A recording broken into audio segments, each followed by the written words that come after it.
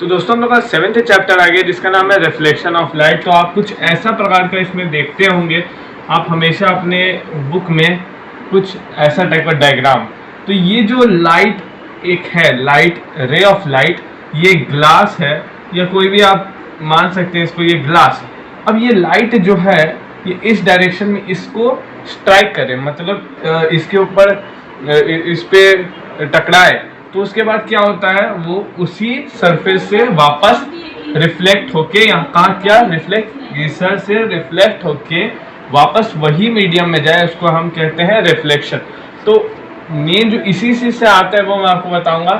ये जो लाइट जो आ रही है ग्लास में, इसको हम कहते हैं incident ray. Ray of light striking on the surface is known as incident ray. ये अब जो निकल के रिफ्लेक्ट होके जो बाहर जा रही है रे, इसको हम कहते हैं रिफ्लेक्टेड रे। अब यहाँ जो इसको रे ऑफ लाइट को जो रिफ्लेक्ट होने पे मजबूर करता है, ये जो परपेंडिकुलर लाइन, इसको हम कहते हैं नॉर्मल। तो इसको हम कहते हैं नॉर्मल, ये होता है नॉर्मल। अब ये जो यहाँ पे जो एक एंगल आप देख रहे होंगे, ये एंगल बन गया और यहाँ पे एक एंगल बन गया, तब ये एंगल, ये दोनों का नाम हम क्या दे सकते हैं, ये इंसिडेंट रे है और यहाँ एंगल बना, तो हम इसको कह सकते हैं angle of incidence. Angle of incidence को हम आई से डिनोट करते हैं। अब इसके और इसके बीच रिफ्लेक्टेड रे और इसके बीच एक एंगल बना, तो हम इसको कह सकते हैं एंगल ऑफ रिफ्लेक्शन, और एंगल ऑफ रिफ्लेक्शन को हम आर से डिनोट करते हैं, ठीक है। और ये जो लाइन है इसको हम कुछ भी कह सकते हैं ग्लास ग्लास, ठीक है। अब incident ray, ray of light striking on the surface is known as incident ray. और जो रे ऑफ लाइट जो डेविएट होके निकलते हैं, रिफ्लेक्ट होके निकलता है, हम उसको कहते हैं reflected ray. Angle of incidence between the angle of incident ray and the normal is known as angle of incidence. Incident ray और नॉर्मल के बीच में जो एंगल बना उसको incident ray. Angle of reflection जो रिफ्लेक्टेड रे और normal के बीच में पड़ा उसको हम कहते हैं रिफ्लेक्टेड रे। अब आपको दो प्रकार के सरफेस मिलेंगे, एक होते हैं प्लेन सरफेस जो कुछ इस प्रकार से होते हैं, जैसे इस प्रकार से। ये जो प्लेन सरफेस आप देख सकते हैं, इधर आएगा रे ऑफ लाइट, यहाँ आएगा। तो एक मिनट इसको मैं आपको समझा देता हूँ, फिर मैं बनाऊंगा। जैसे रे ऑफ लाइट, 3 रे ऑफ लाइट मान लीजिए यहाँ टकराया, तब ये कुछ इस प्रकार से निकलेगा बाहर, होगा कि नहीं। यहाँ पे एंगल वही सब बनेगा, वो मैं बारी में नहीं समझाना चाह रहा हूँ, मेन आपको ये, इसको हम कहते हैं प्लेन सरफेस। और एक होता है, या तो आप इसको रेगुलर सरफेस भी कह सकते हैं, और दूसरा जो होता है वो होता है हमारा प्लेन, या तो हम इसको कह सकते हैं रेगुलर सरफेस। और ये उसको हम कह सकते हैं इरेगुलर सरफेस से आप मतलब समझ ही सकते हैं आसानी से, जो रेगुलर नहीं है। तब रेगुलर नहीं है तो कुछ ऐसा होगा, और इस पे कुछ होगा तो इस पे रिफ्लेक्शन काम नहीं करेगा, ठीक है। इस पे रिफ्लेक्शन टेक प्लेस नहीं करेगा, ठीक है। तो ये होते हैं दो प्रकार के सरफेस। ये होता है रेगुलर सरफेस जिसमें आराम से रिफ्लेक्ट होके निकल सके, रिफ्लेक्टेड रे बन के, और दूसरा होता है इरेगुलर सरफेस जिसपे रिफ्लेक्शन नहीं हो, ठीक है। तो आगे की तरफ हम बढ़ते। तब ये जो होती है कोई भी लाइट रे रिफ्लेक्शन से पहले 2 रूल्स फॉलो करती है, इसको हम क्या कहते हैं, angle of laws of reflection हम इसको कहते हैं। क्या होती है लॉज ऑफ रिफ्लेक्शन? इंसिडेंट रे, पहला लॉ हमसे ये कहता है, इंसिडेंट रे, रिफ्लेक्टेड रे and normal all lie in the same plane। इसका मतलब ये है कि इंसिडेंट रे ये वाला, रिफ्लेक्टेड रे ये वाला, और नॉर्मल ये वाला सब एक लाइन में, एक प्लेन में लाई करता है। ये एंगल इंसिडेंट रे, ये नॉर्मल, ये रिफ्लेक्टेड रे, एक सिंगल प्लेन सरफेस ये वाला जो आप देख रहे हैं इस पे लाई करता है। यही वाला रूल कहना चाह रहा है। अगर ऐसा नहीं हुआ, अगर ऐसा हो गया कुछ, अगर ये ऐसा हो गया यहाँ पे लाई नहीं कर रहा है तो ये गलत हो जाएगा। ऐसा ये कुछ होता नहीं है, ये वाला सही है। ठीक है, जब incident ray, reflected ray, normal सब एक लाइन पे मीट करते हैं या एक लाइन पे लाई करते हैं, इसको हम कहते हैं लॉज ऑफ रिफ्लेक्शन। दूसरा लॉ जो हमसे कहता है angle of incidence, angle of reflection are always equal. Angle of incidence और angle of reflection are always equal.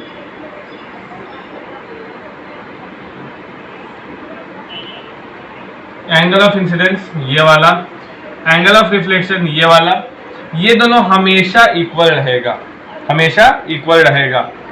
अब ऐसे भी लिख सकते हैं इसको, हमेशा इक्वल रहेगा। ठीक है, एंगल इक्वल है तो हम ऐसे लिख सकते हैं, हमेशा इक्वल रहेगा। तो पहला है incident ray, reflected ray, normal सब एक लाइन पे लाई करेगा। दूसरा law angle of incidence angle of reflection के इक्वल रहेगा। ठीक है, चलिए तो आगे की ओर हम बढ़ते हैं। अगला टॉपिक जो हमारा आ रहा है वो है कुछ एक्सपेरिमेंट जो हमको बताया जा रहा है। एक्सपेरिमेंट ये आप देख सकते हैं, लॉ ऑफ रिफ्लेक्शन वही मैं आपको बता दिया हूँ, ये भी आप देख सकते हैं। इस प्रकार से मैं बना देता हूँ आपके लिए। तो दोस्तों आपके लिए एक सरप्राइज भी है लास्ट में वीडियो के, पहले ये देख लो फिर जाना, कुछ समझ में नहीं आएगा तो सरप्राइज है, तो लास्ट तक देखना भूलना मत। अभी ये पढ़ो शांति से, ठीक है। तो यहाँ हम देख सकते हैं क्यू डैश, पी डैश नहीं है, क्यू, यहाँ पे एक आँख, ठीक है। ये मछली ऐसा लग रहा है, भले ही अलग बात है, ठीक है। ये आँख इस तरह से बना सकते हैं हम, ठीक है। तो चलिए मेन हमारा बताना है, आई भी हम लिख सकते हैं। अब ये ए, यहाँ बी, यहाँ एस, यहाँ आर, यहाँ गया, अब यहाँ नॉर्मल एन, नॉर्मल, ठीक है। Angle of incidence angle of reflection यही बताना चाह रहा है ये भी। तो ये दोनों सेम इक्वल है, इससे पता चल जा रहा है इससे आसानी से आपको, ये दोनों इक्वल है। एंगल ऑफ इंसिडेंस ये वाला, हाँ, angle of incidence angle of reflection और नॉर्मल सब एक लाइन पर लाई कर रहे हैं। ये लाइन आपको प्लेन सरफेस अच्छे से बताने के लिए दिया हुआ है, यही लॉज ऑफ रिफ्लेक्शन को हमें बताने के लिए दिया है। अब हम जो अगला टॉपिक पढ़ने वाले हैं वो है रियल और वर्चुअल इमेज के बारे में। अब रियल और वर्चुअल इमेज से आप क्या समझते हैं, बता देता हूँ आपको। दो प्रकार की इमेज भी होते हैं, जैसे दो प्रकार के रूल में आपको बताया रिफ्लेक्शन के, फिर उसके दो प्रकार के प्लेन सरफेस में बताया, ये रेगुलर इरेगुलर, दो law, incident ray, reflected ray, normal all line the same plane, और incident ray, reflected ray, angle of incidence angle of reflection are equal. और अब जो हमारा बात आ रहा है वो दो प्रकार की इमेज दो प्रकार के होते हैं, real image and virtual image. Real मतलब रियल सही में, मतलब जो असली में जिनका रिफ्लेक्शन, जिनका असली में रिफ्लेक्टेड रे स्क्रीन पे मिले, असली में जो दिखाया जा सके, जैसे असली पे जो दिखाया जा सकते, जैसे मैं आपको एग्जांपल दे सकता हूँ। जैसे अब जो नॉर्मल पढ़ रहे थे वो था रियल इमेज, उसमें जो इमेज बनेगा वो असली है, उसको हम स्क्रीन पे दिखा सकते हैं। पर जो वर्चुअल इमेज है वो रियल इंटरसेक्शन से नहीं बनता है, रिफ्लेक्टेड रे के कहीं पीछे जाके मिलता है। जैसे मैं आगे के वीडियो, आगे के टॉपिक में आपको समझाऊंगा रियल डायग्राम, तो उससे आपको आसानी से अच्छे से समझ में आएगा। तो अभी के लिए आप ये समझिए कि रियल इमेज और वर्चुअल इमेज में यही अंतर है कि रियल में आप असली में जो रिफ्लेक्टेड रे का मीट होता है वो असली में होता है, और वर्चुअल में नकली में होता है, नहीं होता है पर पीछे डॉटेड लाइन से बनता है। डॉटेड मतलब यही दिखाते हैं कि असली में नहीं होता है। मैं आपको सब इसका बताऊंगा कि क्या यूज़ है। और इसको हम स्क्रीन पे नहीं दिखा सकते हैं, ठीक है। तो यही है मेन पहला जो पॉइंट मैं यहाँ लिख दूंगा वो यहाँ लिख दूंगा कि इट इज फॉर्म्ड, एक मिनट दोस्तों, यहाँ इसे मिटा के लिख देता हूँ जिससे आपको अच्छे से समझ आए।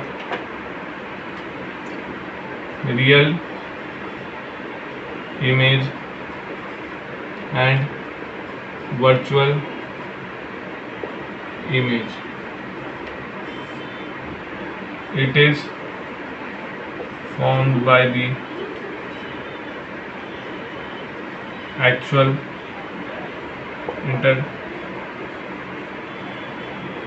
intersection of rays, it is not by the intersection of the rays। इसका मतलब वो तो असली में इंटरसेक्ट नहीं होता है, ठीक है। अब दूसरा पॉइंट हम यहाँ लिखेंगे प्लेस्ड ऑन स्क्रीन, ये स्क्रीन पे प्लेस हो सकता है,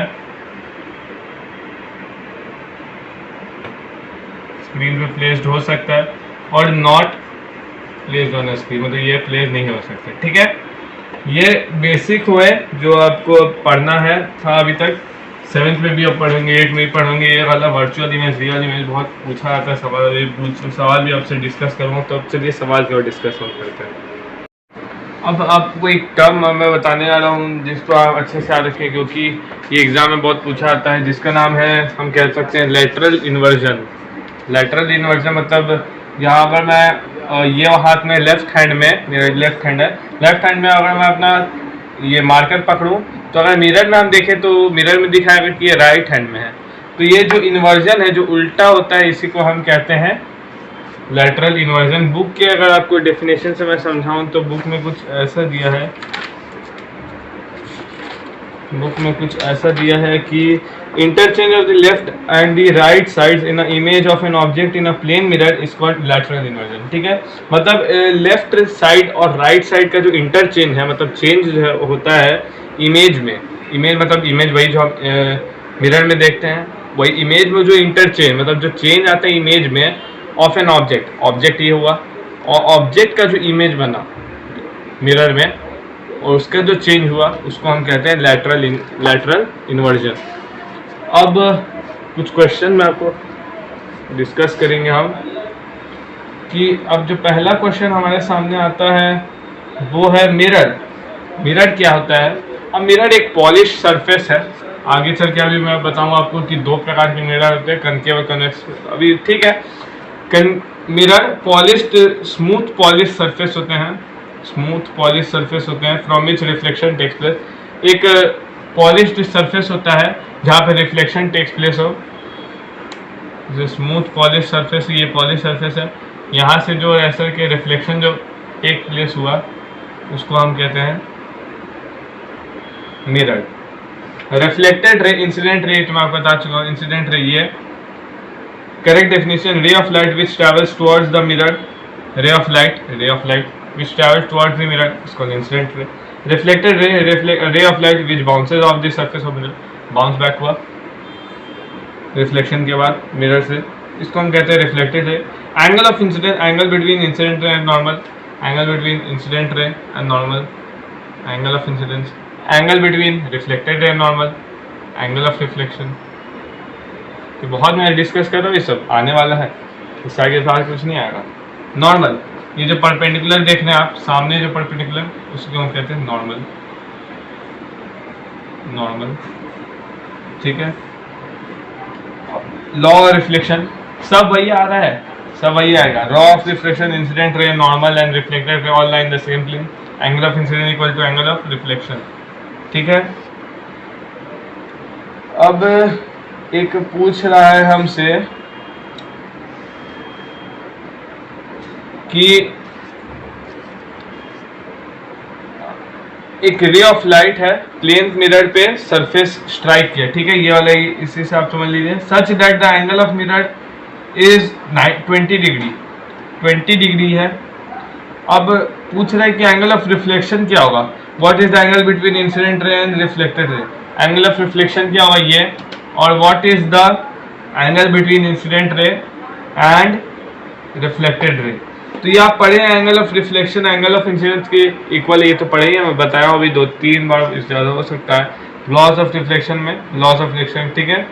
एंगल ऑफ इंसिडेंस क्या हो जाएगा, ये 90 बना तो 90 आपको एंगल दिया है कितना 90 माइनस 90 डिग्री माइनस 20 डिग्री कितना आ जाएगा 70 डिग्री, ठीक है। तो angle between reflected ray incident ray कितना हो जाएगा आपका 70 डिग्री। बहुत आसान क्वेश्चन था। और ये हो जाएगा, सॉरी ये हो जाएगा एंगल ऑफ रिफ्लेक्शन। अब ये दोनों के बीच हम कैसे निकालेंगे, ये दोनों के बीच, अब क्योंकि रिफ्लेक्टेड है हम एंगल ऑफ रिफ्लेक्शन हम निकाल लिए, तो एंगल ऑफ रिफ्लेक्शन निकल गया तो एंगल ऑफ इंसिडेंस भी निकल जाएगा। क्यों निकल जाएगा, क्योंकि लॉ ऑफ रिफ्लेक्शन से दोनों इक्वल होते हैं, इंसिडेंट और रिफ्लेक्टेड रे, ठीक है, एंगल ऑफ इंसिडेंस और एंगल ऑफ रिफ्लेक्शन। तो 70 + 70 कितना हो जाएगा 140 डिग्री, यही आ जाएगा आपका दोनों एंगल के बीच का, ठीक है। तो ये थे कुछ क्वेश्चन अभी तक। तो अब मैं आपको पढ़ा रहा हूँ 2 प्रकार के मिरर, ठीक है। तो 2 तरह के मिरर होते हैं, एक होते हैं, पहले होते हैं कनकेव मिरर और दूसरे होते हैं कन्वेक्स मिरर। क्या, कन्वेक्स मिरर। तो कनकेव मिरर में क्या होता है, कनकेव मिरर में कुछ ऐसा रहता है, अंदर की तरफ गुफा रहता है, गुफा रहता है, या तो आप इस तरह से कह सकते हैं इस तरफ से पेट निकला रहता है, ऐसा करके कुछ कह सकते हैं याद करने के लिए, क्योंकि बहुत सिमिलर होता है। और कन्वेक्स मिरर में कुछ ऐसा होता है, दोनों सेम है। अब मैं बताता हूँ इसके डिफरेंस क्या है। और कनकेव मिरर में क्या होता है, रिफ्लेक्शन यहाँ से होता है, यहाँ से कहीं से भी कभी कहीं पे भी जाए, या तो आप यहाँ से मान लीजिए ऐसे करके रिफ्लेक्शन जाएगा तो यहाँ जाएगा, कहीं भी जाएगा, वो सब मैं एग्जांपल के लिए आपको बता रहा हूँ। और वही कन्वेक्स में क्या होता है, रिफ्लेक्शन यहाँ से होता है, कहाँ से होता है, यहाँ से होता है, ठीक है।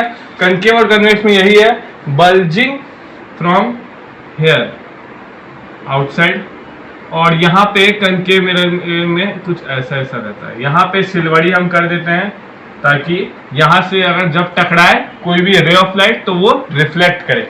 और यहाँ पे बल्जिंग हम सिल्वरी प्लेट कहाँ लगाते हैं, अंदर की तरफ, ऑन द इनर साइड, ठीक है।